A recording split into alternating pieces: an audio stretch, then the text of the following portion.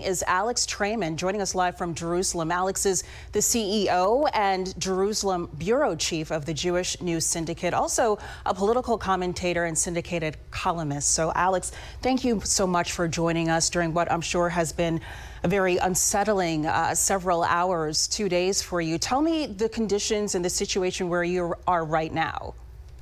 Well, we just had rockets firing overhead in Jerusalem, air raid sirens, and people could hear the Iron Dome system intercepting the rockets. There have been thousands of rockets, maybe close to 10,000 rockets already fired at Israeli population centers since early on Saturday morning when Hamas launched an unprecedented attack on Israeli population centers during the high holy day of Simchat Torah. It's a Jewish holy day.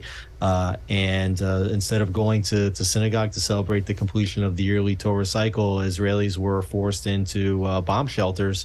And in the south, hundreds of terrorists stormed across the Gaza border, which is one of the most protected and surveilled borders in the world. They managed to get through in a coordinated sea, air, and land attack, and hundreds stormed into Israeli population centers as many as 15 miles away from the Gazan border, killing over 1,000 people, kidnapping, as you mentioned, over 100, which are now back in Gaza, and injuring thousands more. So this in addition to the rockets, and is the entire country now in Israel has basically been called up to emergency military service, and Israel's already started with heavy barrages of bombings by air in Gaza, and there's questions of whether Israel will be launching a ground invasion in the coming days.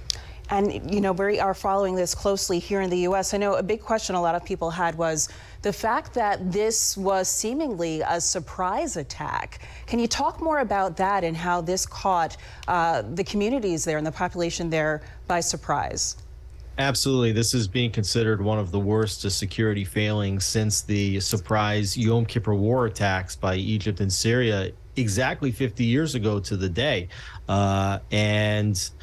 Israelis don't understand how the security establishment, which prides itself on superior intelligence, did not know that this attack was being planned for a period of 6 to possibly even 12 months. And then worse than that, even without having the advanced intelligence, this border is supposed to be very well protected and secured and surveilled constantly. And the idea that there could have been as many as 15 breaches in the fence, their paragliders could have just come over the fence without being intercepted, and then that terrorists would be able to roam around Israeli communities for as many as 4 or 5 hours before emergency services arrived, and that it took over 48 hours to secure the southern areas is quite unsettling to most of the Israeli public. And Alex, as you said, more than 1,000 dead in this fight, this conflict so far, and a number of other people held hostage. Alex Traiman joining us live from Jerusalem. Thank you so much, and please remain safe out there. We appreciate your time. Thank you. Here at home now, supporters